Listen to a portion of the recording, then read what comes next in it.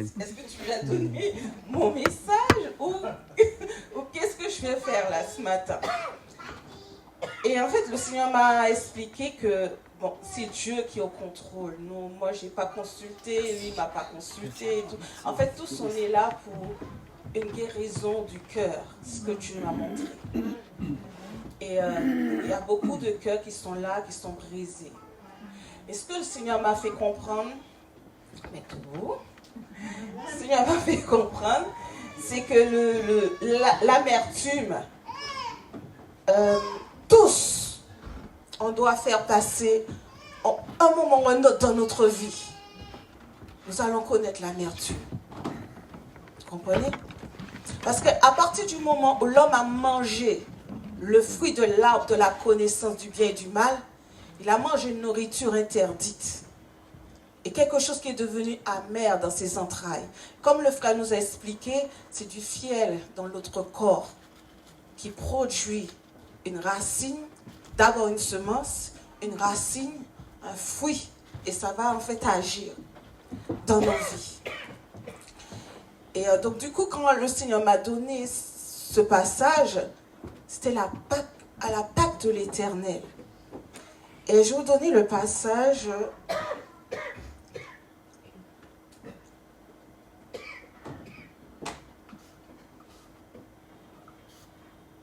Exode 12, 8. Bon, on peut le prendre, non. Ouais, 12, 8. Alors il dit, cette même nuit, on en mangera la chair rôtie au feu. Il s'agit de l'agneau de Dieu. D'accord? On la mangera avec des pains sans levain et des herbes amères. On mange l'agneau avec des herbes amères.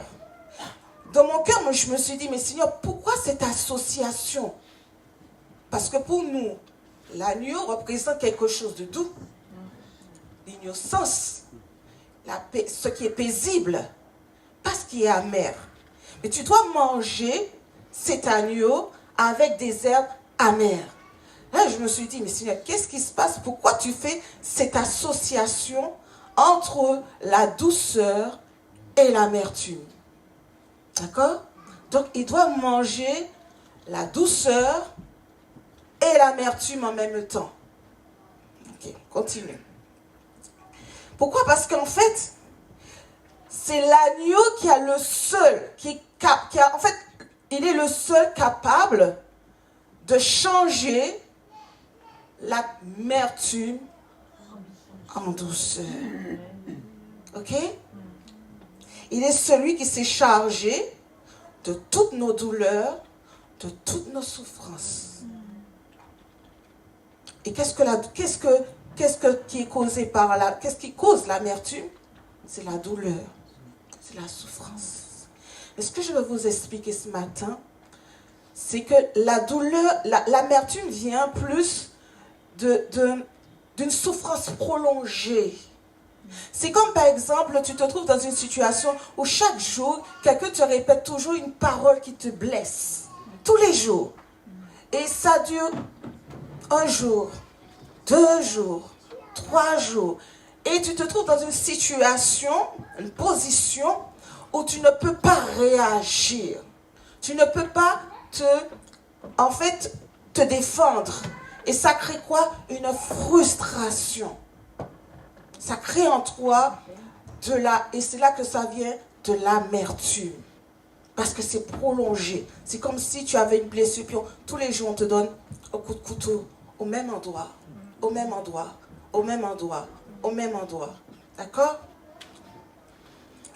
Et donc, il y a un passage de la Bible où dans le psaume 69, 21, en fait, moi je crois que c'est Jésus qui parle, puisque c'est les prophéties, toutes les prophéties annoncent Christ. Ils mettent du fiel dans ma nourriture et pour apaiser ma soif, ils m'abreuvent du vinaigre. C'est une prophétie qui s'est accomplie à la croix. En fait, il y a un moment où on dit on lui a proposé du fiel et qu'il n'a pas bu, mais il y a un autre passage dans Jean où il dit qu'on lui a proposé du vinaigre. Et là, il a bu. Et le vinaigre, c'est vin aigre. D'accord? Vinaigre. Vin aigre. Donc du coup, dans ce vin-là, il y avait de l'aigreur. Il y avait de l'amertume. Ok? Donc Jésus a bu cette amertume à la croix. Ok? Vous me suivez? Donc, le mot grec pour vinaigre, c'est un mélange de vin aigre et d'eau. Et dans l'Antiquité romaine, ça s'appelait la posca. C'est-à-dire, c'était le vin amer, du vin amer. On lui a donné à boire du vin amer. En fait, du vin empoisonné. Et on sait que le vin représente quoi? Le sang. C'est comme si on te donnait à boire un poison. Est-ce que ça vous dit quelque chose? La Bible dit que même si on est piqué par un serpent, il ne vous sera fait aucun mal. Pourquoi? Parce que Jésus a bu le poison.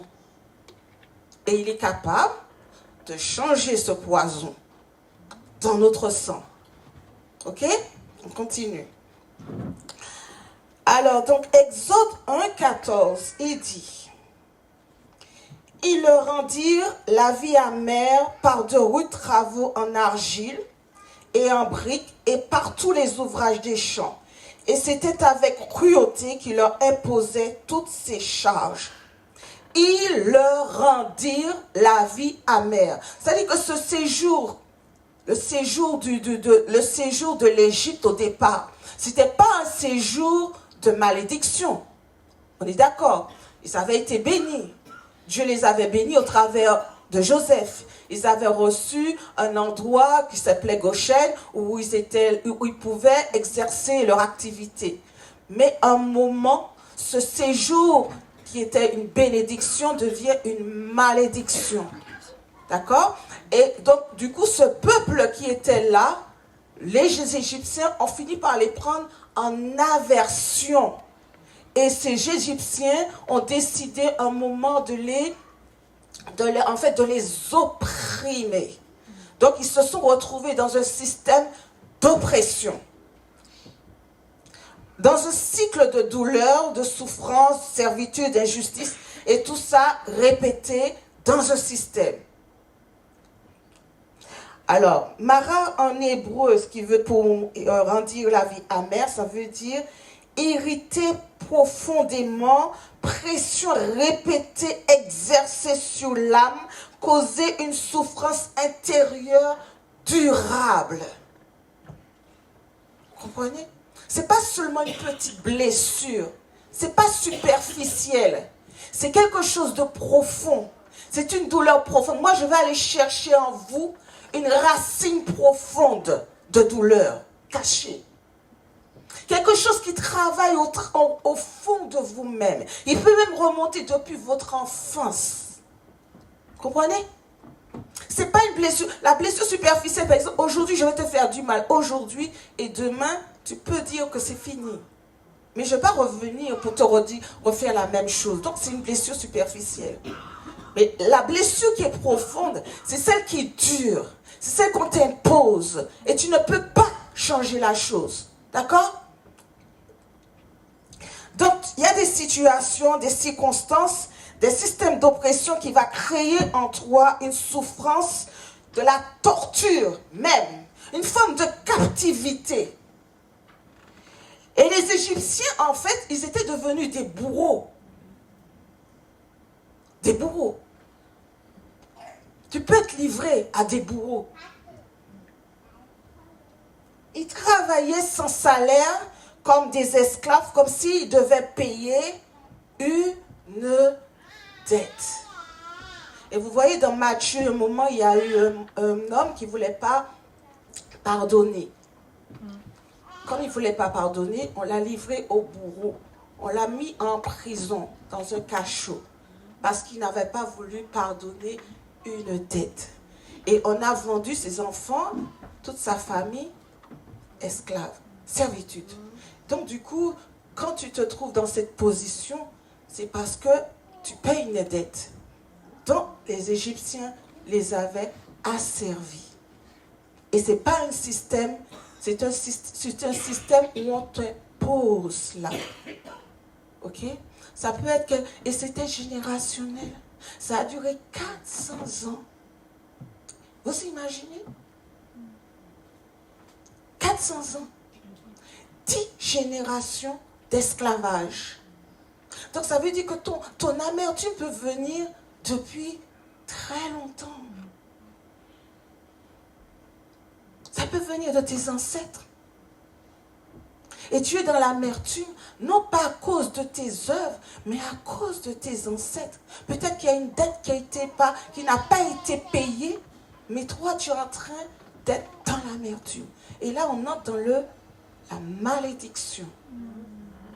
Parce que c'est générationnel.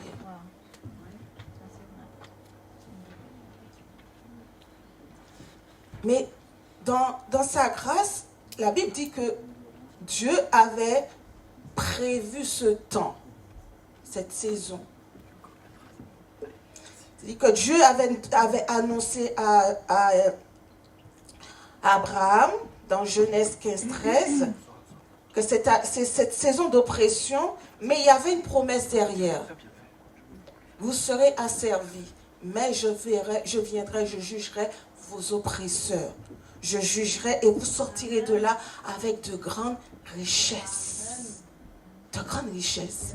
Mais vous savez, en fait, les richesses, parfois tu vois, les richesses, c'est pas seulement de l'argent. Mais les richesses, c'est de sortir de cette situation avec quelque chose de Dieu. Amen. Avec un enseignement, avec quelque chose de glorieux. D'accord? Parce que l'épreuve, même si elle a duré, c'est que derrière, elle produit un fruit. Mais elle ne doit pas produire un fruit amer, elle doit produire un fruit paisible de justice. Amen.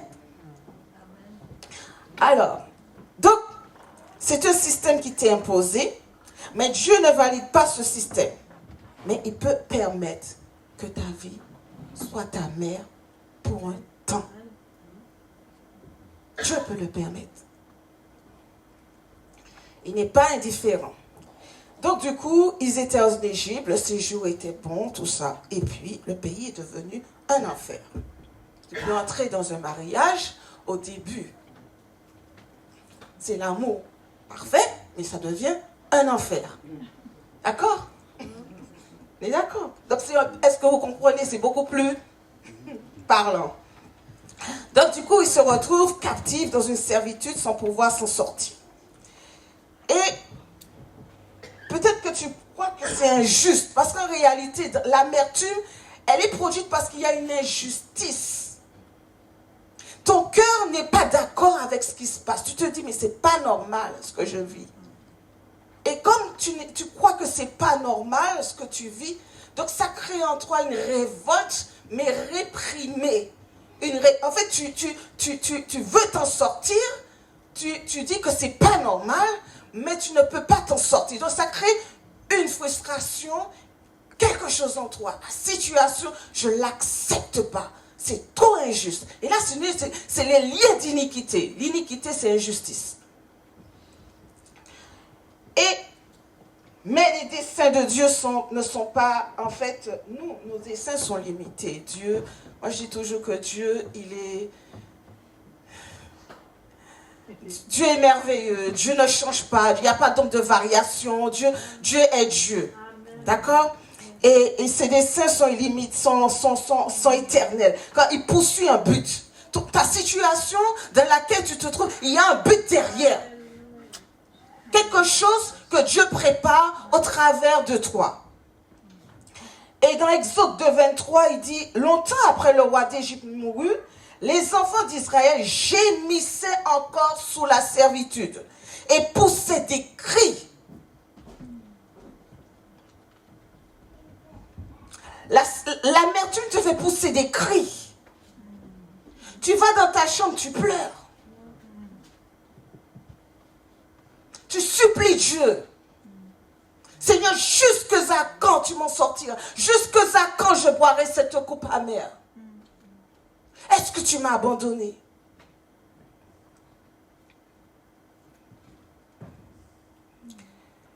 Mais pendant que le peuple souffrait, vous savez, il y avait un homme qui était en préparation Moïse était en préparation. Et de l'autre côté, l'iniquité des Amoréens n'était pas à leur terme. Alors toute cette amertume travaillait pour un plan, était dans un plan. Vous comprenez? Donc je veux vous dire que ce matin, que cette amertume peut-être dans laquelle tu t'es trouvé depuis des années, Dieu avait un plan. Il avait un dessein caché.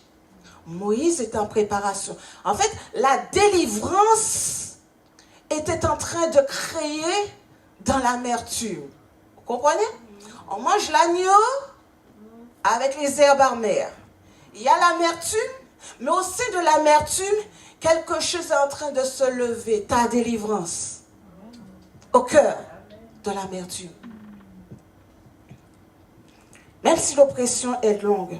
Donc il y a un temps déterminé, un temps kéros où Dieu doit se lever. La Bible dit, Dieu entendit leur gémissement, se souvint de son alliance avec Abraham, Isaac et Jacob. Il y a un temps. Alléluia. Il y a un temps. Il y a un temps kéros où Dieu se lève. Et là, la Bible déclare que le même jour où ils ont mangé l'agneau avec les herbes amères, ils sont sortis de l'Égypte. Ils ont été délivrés de l'Égypte. La délivrance peut arriver d'une manière prompte. Peut-être que une année de grâce, en un rien de temps, en un jour, en un instant, Dieu peut te délivrer. Amen. Amen. Amen. Amen. Gloire Shabbat. Donc au bout de 430 ans, Exode 12, 41, le jour même, toutes les armées de l'Éternel sortirent du pays d'Égypte. C'était une armée qui était... Tu fais partie de l'armée. Et peut-être que tu es dans l'amertume. Peut-être que tu es sous l'oppression. Peut-être qu'il y a un joug de fer sur toi. Mais tu es appelé à être vainqueur. Amen. Mais tu ne vois pas, pour l'instant, la révélation de qui tu es. Amen. Alléluia. Et c'est ce jour-là qu'ils ont mangé l'agneau. Mais ils ont mangé l'agneau, les seins reins, les souliers aux pieds, pardon.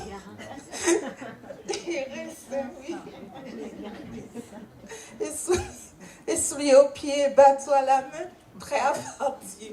Donc en fait, ils étaient en état de marche. Alléluia. Ils sont prêts. Malgré la souffrance. Je veux vous consoler ce matin. Soyez bénis. Et donc, on ne peut pas être amer et se retrouver dans un système d'injustice prolongée sans que Dieu ne puisse agir. Je veux vous passer. En fait, Dieu m'a donné un passage qui est très important pour nous, enfants de Dieu. Colossiens 3, 19. Il dit, Marie, aimez vos femmes et ne vous aigrissez pas contre elles. D'accord? Donc, il y a des mariages où l'homme peut il peut rendre la vie amère à son épouse. Qu'elle se trouve dans un système d'oppression. Parce qu'il s'aigrit, c'est aigreur, amertume. C'est-à-dire que tu déverses une amertume sur ton épouse. D'accord? Et Dieu ne veut pas cela pour l'épouse. Parce qu'elle n'est pas dans un système d'esclavage, elle est dans un système d'amour. La bannière que tu déploies sur moi, c'est celle de l'amour. La couverture de l'amour. Ce n'est pas le système d'oppression. C'est l'amour. C'est la douceur de l'agneau. Ce n'est pas à la femme seulement d'être douce et humble. Jésus dit, apprenez de moi qui suis doux et humble de cœur. La douceur, c'est pour tout enfants de Dieu, nous devons tous développer la douceur. Nous devons tous amener la douceur dans la vie des autres, pas l'amertume. Parce que nous sommes enfants de Dieu. Parce que là où il y a l'amertume, nous venons avec la douceur du Christ. Nous venons donner la vie là où il y a l'amertume. Parce que l'amertume, c'est un poison corrosif. C'est le venin d'aspic. C'est le venin de la vipère. C'est une intoxication dans le sang. C'est la mort et la destruction. Donc, si ton cœur est rempli d'amertume dans ton couple, tu vas amener ton couple à la destruction, à la mort. Parce que nous allons voir ce que ça produit, l'amertume. Dans Proverbe 13, 12.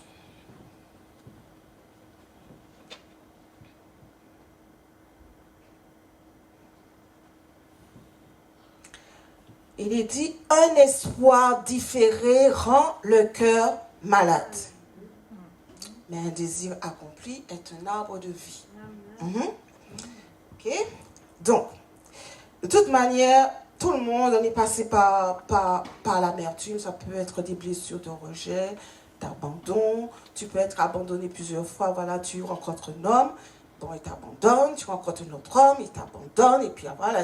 Donc, ça crée de l'amertume. Le rejet, c'est pareil. Mais toutes ces choses, ce sont des frustrations, des déceptions, des échecs répétés. Tu as essayé une fois, deux fois, trois fois, la chose ne marche pas. Et tu es dans l'amertume. Tu es dans les liens de l'amertume. Et donc, du coup, il te dit que c'est un espoir différé, c'est-à-dire c'est une attente blessée, quelque chose qui n'a pas abouti, quelque chose que tu as espéré, mais que tu n'as pas vu la réalisation complète. Donc ton cœur, t'as mal. Tu te dis, mais Seigneur, j'ai mal. Une attente blessée. Donc, il est question là de promesses retardées. Peut-être que Dieu te dit, ouais, parfois, nous, quand on arrive, on vient de se convertir, il y a des gens qui reçoivent des belles paroles, des belles prophéties. Puis, ils s'attendent à ce que ça s'accomplisse du jour au lendemain. Le souci, c'est que parfois, c'est dans 10 ans, dans 20 ans, même dans 30 ans, différé. Mais entre-temps, entre le moment où il y a l'accomplissement, il y a un temps de préparation. Et dans ce temps-là, l'amertume peut venir pour détruire ce que Dieu veut faire de toi. 400 ans, mais il y avait Moïse qui devait sortir. Peut-être que ça fait 30 ans que tu es converti. Mais peut-être que depuis que tu t'es donné au Seigneur, tu te dis, mais moi je ne comprends pas. Depuis que je me suis donné au Seigneur, j'ai que des problèmes. J'ai que des soucis. L'amertume. Un espoir différé rend le cœur malade. Ton cœur est malade. Ce n'est pas juste un état émotionnel, mais c'est une atteinte intérieure profonde. C'est une atteinte intérieure profonde. En fait, derrière l'amertume, il y a un objectif du diable de te neutraliser, de te détruire avant le temps, avant que tu voies la bénédiction. Proverbe 15, 3.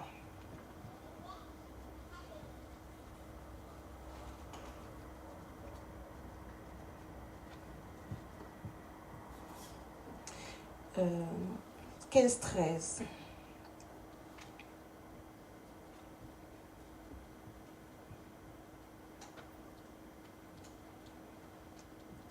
Un cœur joyeux rend le visage serein, mais quand le cœur est triste, l'esprit est abattu. Okay? Donc, l'espoir différé rend le cœur malade. Donc, quand le cœur est malade, le cœur est triste. Et quand le cœur est triste, l'esprit est abattu. Vous voyez?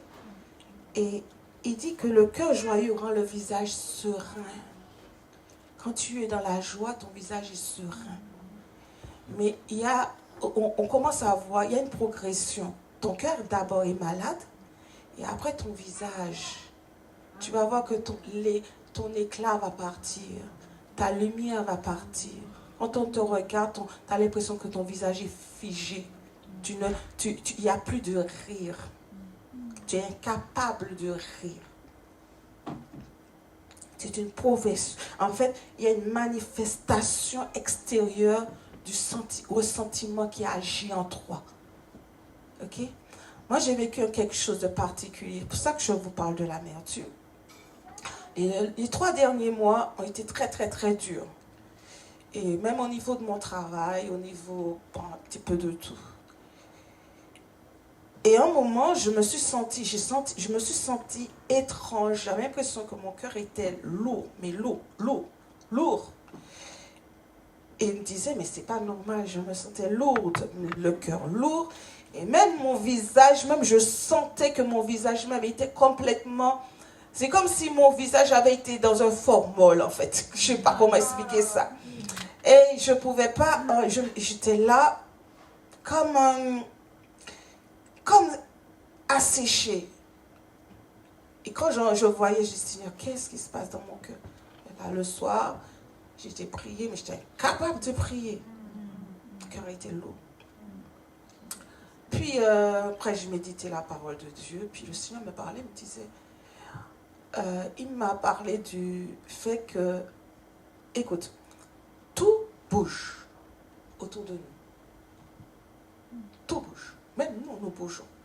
On est enfant, on devient adulte, adolescent, on vieillit, on meurt. On est dans un monde temporaire, un monde qui bouge tout le temps.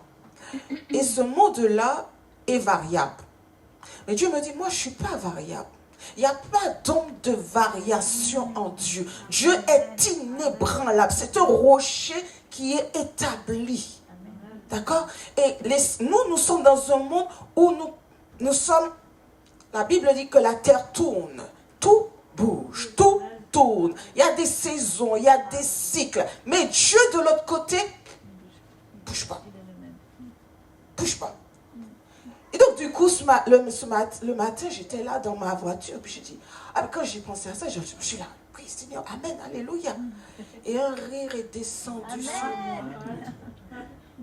Un rire étrange. Parce que j'avais aucune joie. Vous savez, quand vous voyez quelqu'un qui dit quelque chose d'amusant, vous rigolez. Vous voyez quelque chose d'amusant, vous rigolez. Moi, j'ai rien vu. Et ce rire était là, je riais. Derrière la tête, je ne pouvais pas m'arrêter, j'avais mal derrière, j'avais mal dans le ventre, je conduisais ma voiture, je dis, mais Seigneur, qu'est-ce qui se passe? Je ris. C'était pas un rire normal. Et quand j'arrive au parking, je reste là, je dis, mais je ne vais pas sortir du parking en rigolant. J'attends. Je sors après, je fais mon sport et puis je reviens. Je dis, mais Seigneur, il faut que tu m'expliques ce que c'est. Il faut que tu m'expliques. Pourquoi? Qu'est-ce que j'ai ressenti? En fait, le Seigneur est en train de me laver de l'amertume par le rire. Parce que le rire est un fruit de l'esprit. C'est pas un fruit amer. Parce que moi, je disais, mais c'est pas ma nature. J'ai l'impression que je ne peux pas rire. Je ne peux pas rire. Un cœur joyeux rend le visage serein. Mais quand le cœur est triste, l'esprit est abattu. L'état de ton cœur va impacter ton visage et ça va se durcir. Tu as le visage dur. Amen. Que tout le nom du Seigneur soit béni. Donc il dit, Proverbe 17, 22, un cœur joyeux est un bon remède pour un cœur malade. La joie est un remède. Je l'ai vécu. C'était étrange, mais je l'ai vécu. Et un esprit abattu dessèche les eaux. On voit il y a une progression. Le cœur malade donne un esprit abattu. Et l'esprit abattu va donner quoi? Des eaux desséchées. Donc ça veut dire que le mal commence à attaquer tes os. Attaquer tes os, provoquer des maladies en toi. La mort commence à travailler. Une racine d'amertume qui était la racine commence à donner son fruit. Et son but, c'est de t'amener dans la tombe, de t'enterrer. Et ce sont les Égyptiens qui rendirent leur vie amère. Les Égyptiens, vous savez qu'ils adoraient les serpents. Vous savez ça? Vous savez que Pharaon avait une espèce de serpent, de cobra, sur son... Vous savez, donc c'était les serpents de l'Égypte. Donc l'amertume, il y a des éléments déclencheurs. C'est trop tardé, trahi, ou tu n'es pas reconnu, tu as envie d'être reconnu, mais tu n'es pas reconnu, tu veux être reconnu, tu fais tout pour être reconnu. Et vous savez que ça mène vraiment la mort. Caïn avait une attente qui a été blessée. Il était rempli d'amertume. Et cette attente blessée a amené Caïn à faire quoi? À tuer son frère. C'est jamais neutre. La racine, si elle n'est pas traitée, si tu t'en occupes pas, elle va produire un fruit amer dans ta vie. Mais non seulement ça, elle est contagieuse. L'amertume est contagieuse. Par exemple, vous savez, vous pouvez être avec des gens, des gens, vous êtes tout joyeux. La personne, en fait, commence à dire des choses, parce que c'est l'abondance du cœur que la bouche parle. Elle dit. Et toi-même, tu es impacté par ça. Et quand tu sors de sa présence, tu n'es pas bien. Parce que c'est la mort. Tu es irrité. Quelque chose en toi. L'Esprit de Dieu est irrité en toi. Parce que quand tu te trouves à côté de cette personne, l'Esprit est irrité. Tu sens que, Seigneur, comment cette personne se taise? Parce qu'il y a quelque chose. Par exemple, je suis là, j'attends le train. Tu entends, ouais, peut-être qu'il sera encore en retard. En fait, parce que la personne a tellement l'habitude, elle a développé une perception négative de toute situation. Elle n'attend plus le bien.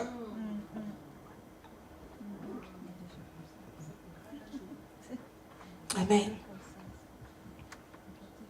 Donc, l'amertume va te placer sous une autre autorité.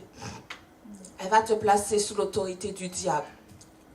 Caïn s'est placé sous une autre autorité et il a tué Abel. Poison qui ronge, qui détruit. Mais dans Proverbe 13:12, il continue. C'est là que je veux vous montrer. En fait, il dit, mais un désir accompli est un arbre de vie. C'est dans le même passage. Proverbe 13:12, vous le lisez, vous verrez.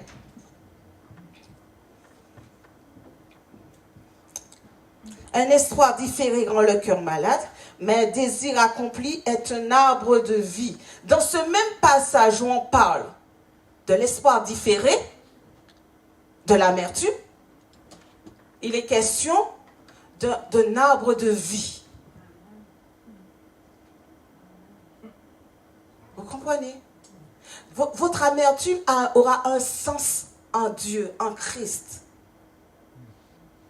Dans l'amertume, Dieu a déjà préparé un moyen pour en sortir.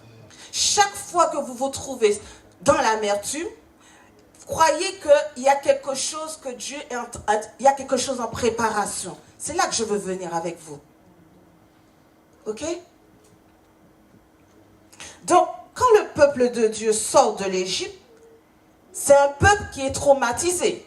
On est d'accord? Un peu blessé. Quand on dit, par exemple, une femme qui a été battue, violentée, ou un enfant qui a été maltraité, ils ont des traumatismes, ils ont des traumas. Ils ont des choses, ils ont eu des coups de fouet, on les a maltraités. Donc, quand ils sortent de l'Égypte, ils ne sont pas bien portants. D'accord? C'est un peuple qui a été traumatisé. Imaginez 400 ans. 400 ans de souffrance, de douleur, qu'est-ce que ça produit? 10 ans d'épreuve, qu'est-ce que ça produit? 10 ans d'attente, qu'est-ce que ça produit? Quelque chose en nous est blessé. Quelque chose en nous a besoin de restauration. Quelque chose en nous a besoin d'être guéri. Donc, ils arrivent en fait aux eaux de Mara après 3 jours de marche dans le désert. Et après 3 jours de marche dans le désert, ils arrivent dans un lieu où ils croient ils ont soif. 3 jours sans boire, tu arrives dans un lieu, tu vois de l'eau, et tu ne peux pas boire. C'est un choc. C'est un choc. Tu ne peux pas boire.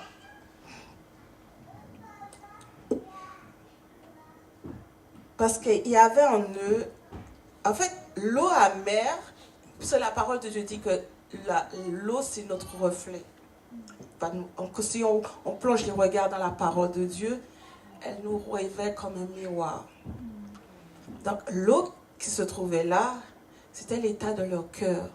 Ils sont sortis de l'Égypte, délivrés, mais pas guéris, parce qu'ils étaient blessés. Donc, ils portent en eux une racine amère. Tu sors de l'Égypte, parfois tu es dans le monde, tu viens à Christ, tu manges, tu es enfant de Dieu dans l'alliance, mais l'amertume du passé est là. L'amertume du passé travaille en toi. Des choses du passé, les échecs, les mauvaises, tout ce que tu as subi, peut-être chez ton père, chez ta mère, peut-être des paroles que ta mère t'a données, jour après jour, tu as entendu, et qui ont créé quelque chose en toi. Tu viens à Christ, mais ça travaille en toi toujours. Et en fait, ça te déforme. Une parole répétée constamment va te déformer, va te donner de porter une autre image.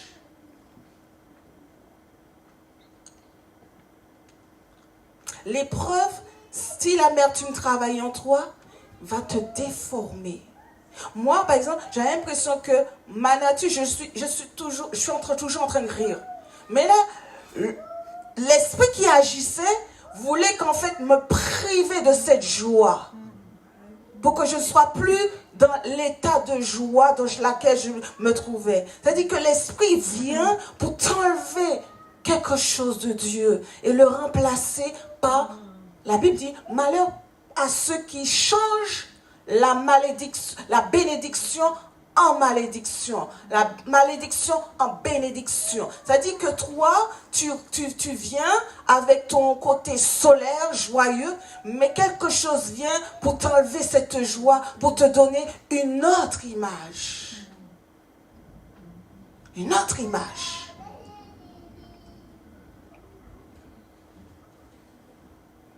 Donc, cette eau-là, ils arrivèrent à Mara, mais ils ne purent boire l'eau parce qu'elle était amère. C'est pourquoi ce lieu fut appelé Mara, et le peuple murmura contre Moïse. Espoir différé rend le cœur malade. Ils étaient à Mara, ils voulaient boire de l'eau, mais ils n'en pouvaient pas parce que l'eau était amère. Ce que je veux te dire, c'est que lorsque tu n'es pas guéri de tes blessures du passé, ta perception change. Même l'image de Dieu change. Tu n'as pas la véritable image du Père.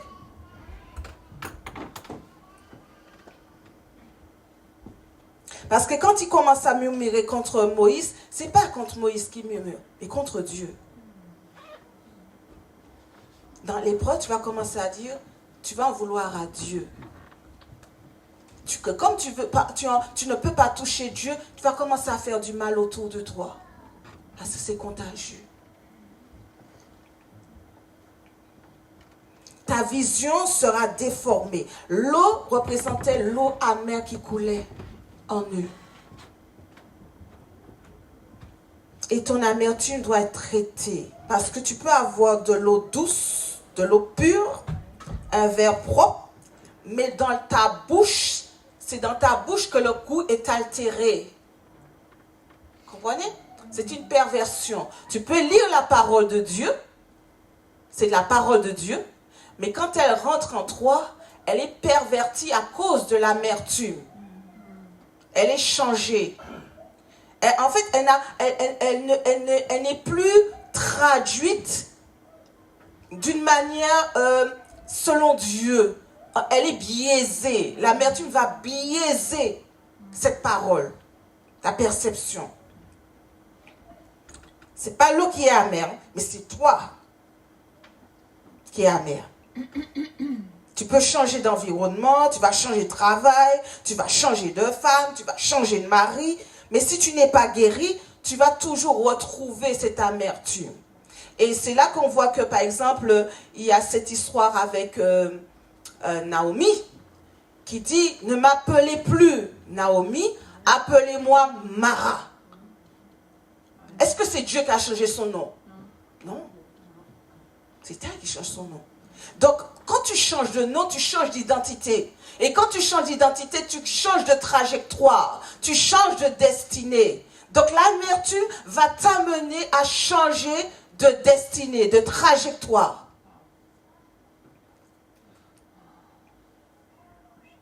Amen.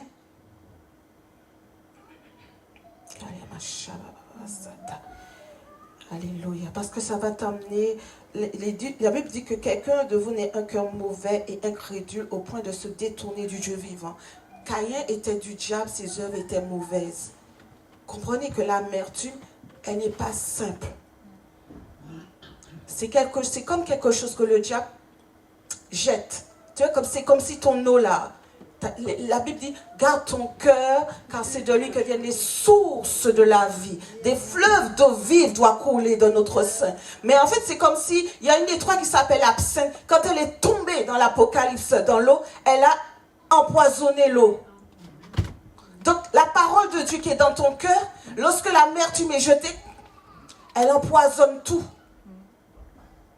Elle empoisonne tout. Ta vision, ton cœur, ton corps, ta conception, ta façon de voir ton mari, ta façon de voir ta femme, tes collègues. Quelque chose est complètement dénaturé en toi. Comprenez? C'est pas simple, l'amertume.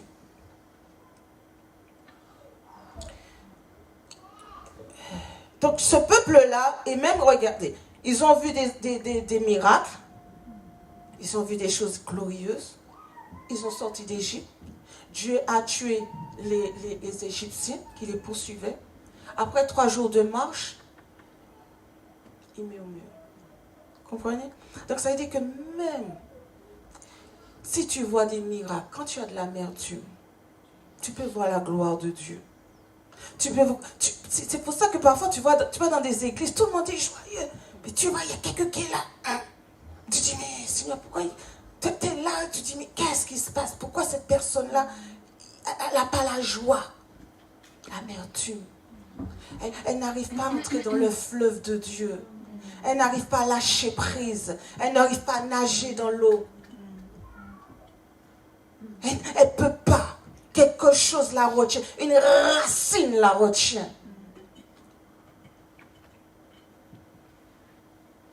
Dieu est capable de changer ton désert en étang. Dieu est capable de changer ta situation aujourd'hui.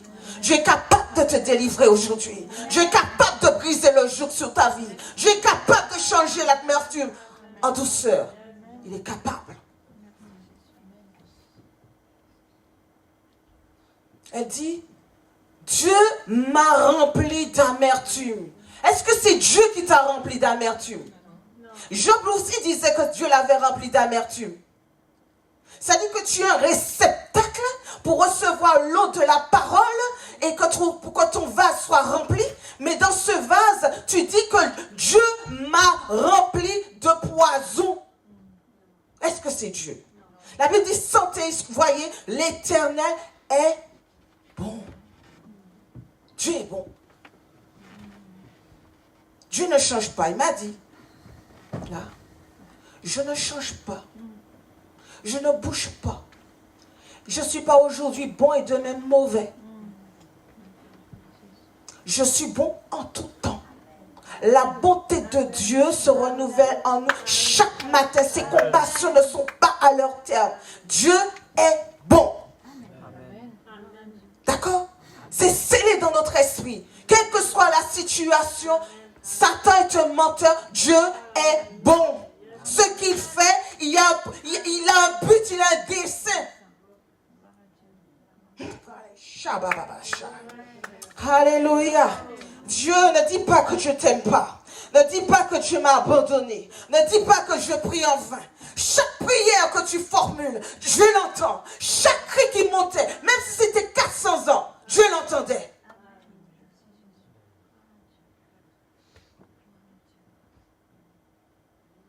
Alléluia. Des faux raisonnements. La Bible dit qu'il y a des faux raisonnements, des forteresses dans notre tête qui nous empêchent de voir la vérité. Alors, donc, quand tu ne crois plus, tu t'attends à rien de bon. Et sans la foi, nul ne peut être agréable à Dieu. Ça veut dire que l'amertume va te priver de la grâce de Dieu. C'est-à-dire que si ton cœur est dans l'amertume, tu ne verras jamais la délivrance venir. Vous comprenez? Le but, c'est si que tu es rempli d'amertume, c'est que tu sois privé de la bénédiction, de la grâce, de ce que Dieu a prévu pour vous. Regardez, le peuple d'Israël a tourné dans le désert. Ils n'ont pas su enlever, déraciner l'amertume. Ils ont péri dans le désert. La Bible dit qu'ils avaient un cœur, je ne me rappelle plus ce passage, il dit qu'ils ont péri à cause de leur incrédulité. Ils n'entreront pas dans mon repos. Tu ne peux pas entrer dans le repos de Dieu si ton cœur est rempli d'amertume.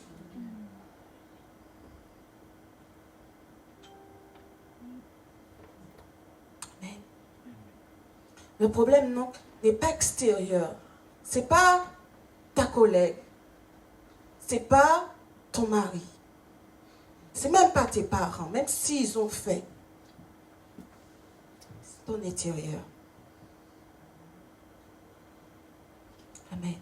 Et quand tu déformes ton image, l'image, il déforme Dieu pour que tu ne sois plus à l'image. C'est-à-dire que Caïn, quand l'amertume a fait son œuvre, Caïn est devenu, on dit, il était du malin. C'est-à-dire que comme l'image de Dieu a été déformée, Caïn est devenu à l'image de l'ennemi de Dieu. Tu deviens à l'image d'une autre image du Père. C'est plus le Père.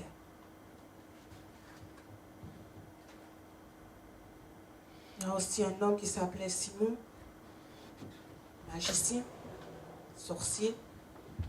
Il s'est converti et il a pris le baptême, il s'est converti et à un moment il veut acheter le don de Dieu.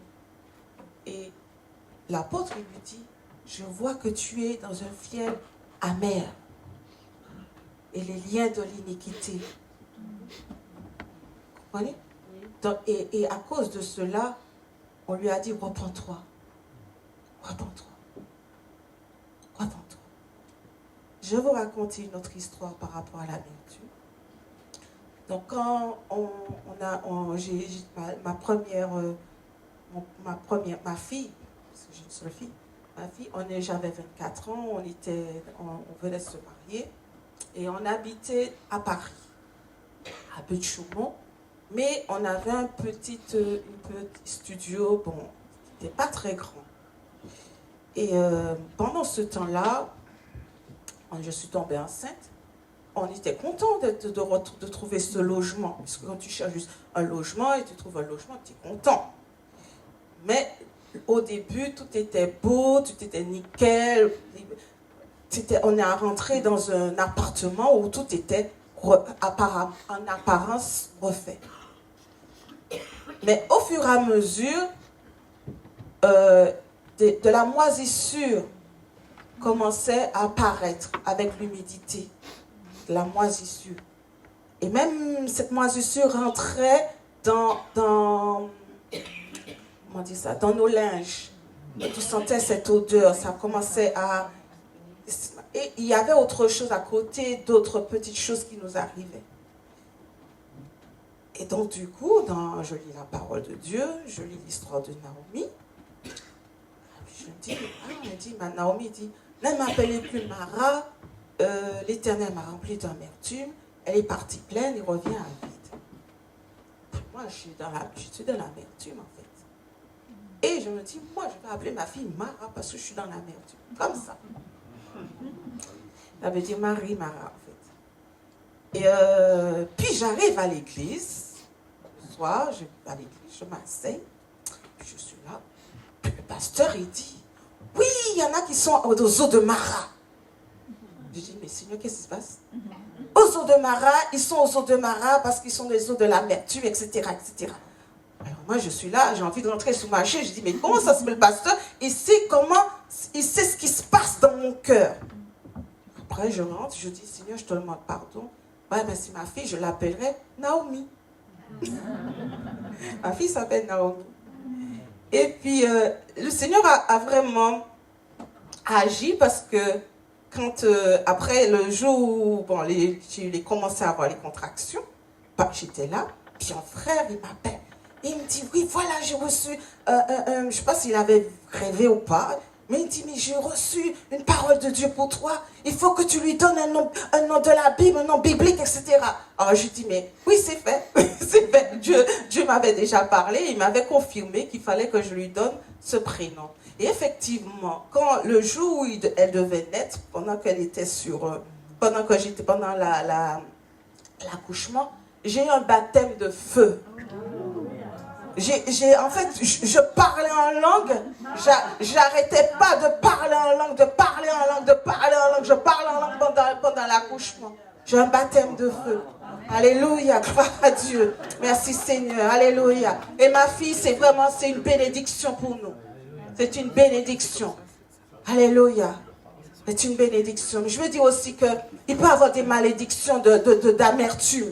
Il peut y avoir en fait des cultes qu'on a rendus à des esprits qui amènent cette amertume dans notre vie. L'amertume, en fait, c'est quelque chose qui vient pour changer. C'est-à-dire que Dieu peut te bénir dans un mariage. C'est ce que Dieu veut pour toi. C'est la volonté de Dieu que tu sois marié à cet homme ou à cette femme. Mais l'ennemi va changer la bénédiction en malédiction. Et ça, c'est Dieu dit, malheur à ceux qui changent ces choses. Parce que c'est un esprit. Parce que cela ne vient pas de Dieu. Pour que tu sois amer envers ton épouse. Que tu sois amer envers ton époux. Et si vous ne compreniez pas cela, vous allez vous déchirer, vous allez vous séparer. Mais Dieu, en fait, quand vous comprenez ça, vous commencez à combattre l'amertume pour que la douceur...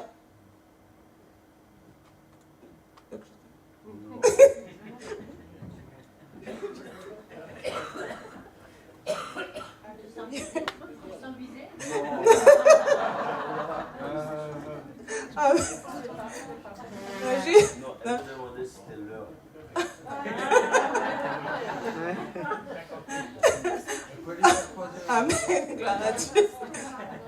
Et donc du coup, regardez en fait, Ruth était à côté toujours pour ramener que dans l'amertume dont tu te trouves, la situation dont tu te trouves, il y a une porte de sortie. Il y a une issue. Toujours. Agneau, herbe amère. Cœur malade, arbre de vie. Cœur joyeux. Il y a quelque chose que Dieu a préparé pour toi. Amen. Alors, donc du coup, il y avait Ruth à côté de Naomi.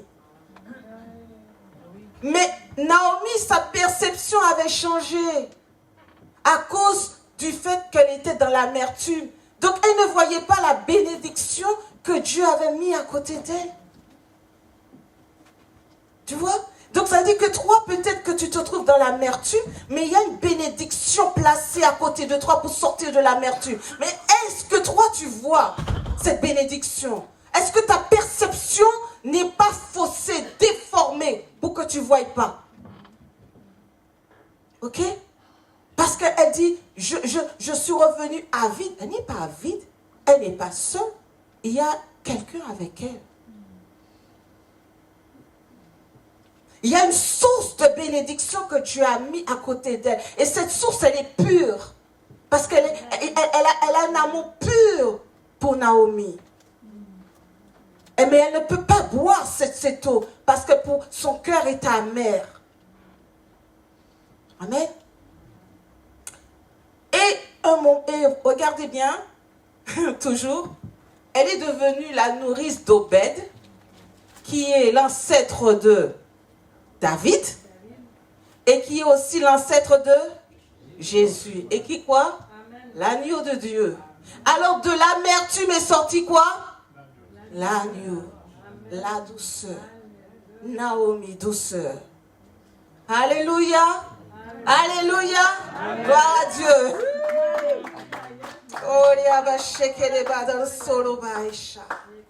Alléluia. Je veux te consoler ce matin. Que l'Éternel te console. Amen. C'est qui peut venir là aussi.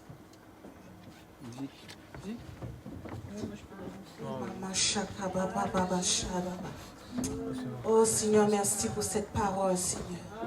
Qu'elle fasse son œuvre, Seigneur mon Dieu. Qu'elle fasse son œuvre de consolation, son œuvre de délivrance. Son œuvre, Seigneur, c'est la Pâque. C'est la délivrance, Seigneur. À toi la gloire ce matin, Seigneur, pour ce que tu fais. Tu opères dans nos cœurs, dans nos vies, Seigneur. Merci, Seigneur, Père éternel. Nous venons nous repentir ce matin pour toutes choses éternelles, mon Dieu. Oh, Seigneur, mon Dieu, tout ce qui a causé l'amertume en nous, toute situation amère, Seigneur, Père. Nous nous humilions devant toi. Nous venons devant ta face éternelle, mon Dieu, Père. Et nous te demandons pardon. Pardon pour l'amertume. Pardon pour l'amertume éternelle.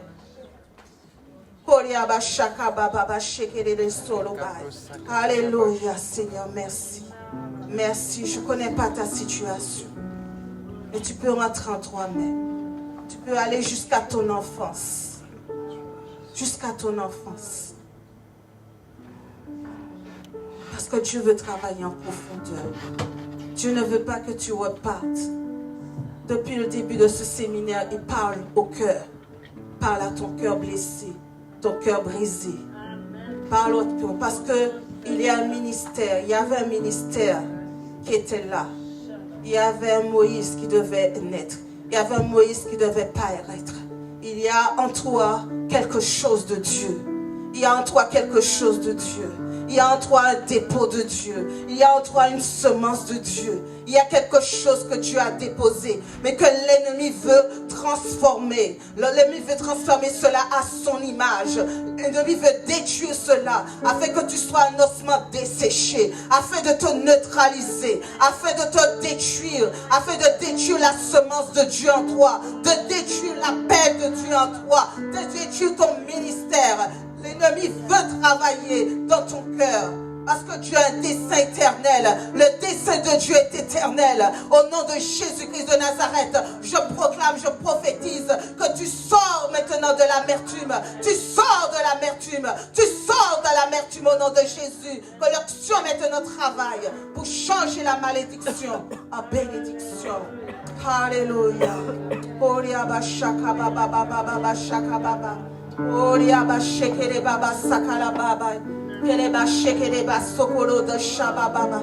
Keleba sokolo jaba sataka baba baba. Alléluia. Regarde dans ton cœur, regarde dans ton cœur, regarde dans ton cœur.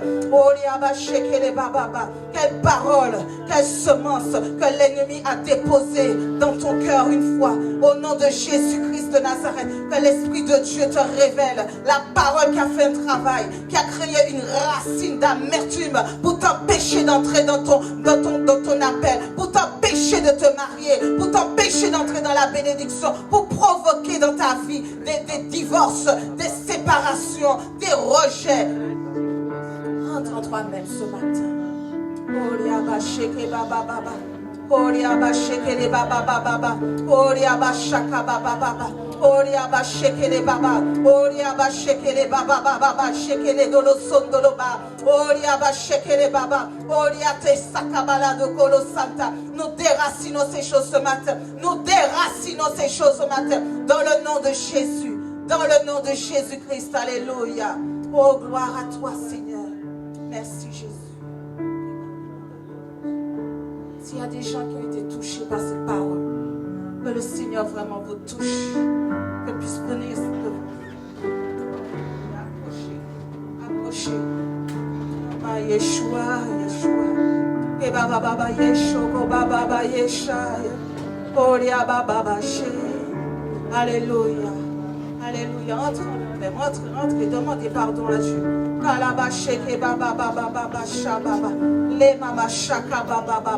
Au nom de Jésus, que les forteresses de pensée, au nom de Jésus, tout ce qui s'élève contre la connaissance de Dieu, la connaissance de Christ, alléluia. Au nom de Jésus, tout ce qui est venu pour pervertir ta parole, pervertir, Seigneur, l'appel, pervertir les choses de Dieu. Seigneur, nous te demandons vraiment ta grâce, Seigneur. Alléluia. Seigneur, viens agir maintenant. Viens, Seigneur. Viens agir, Seigneur. Dieu a un plan, Dieu a un plan, Dieu a un plan. Dieu a un plan merveilleux. Que la foi vienne. La foi que tu as perdue revienne. Au nom de Jésus, que cette foi revienne. La foi revienne au nom de Jésus. Alléluia.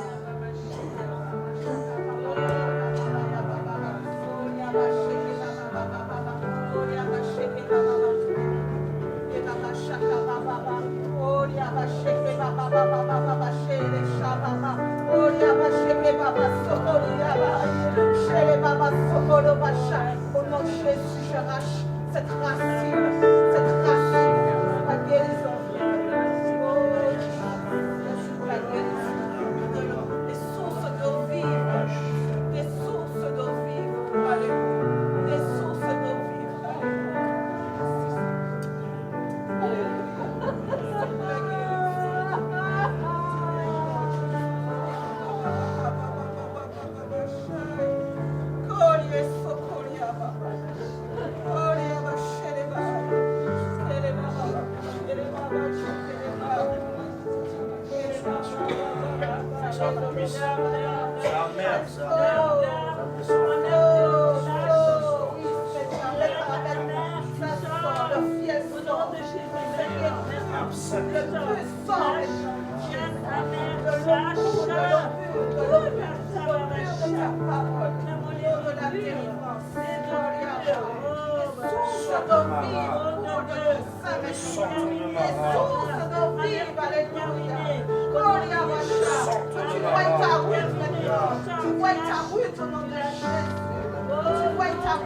La route qui est dans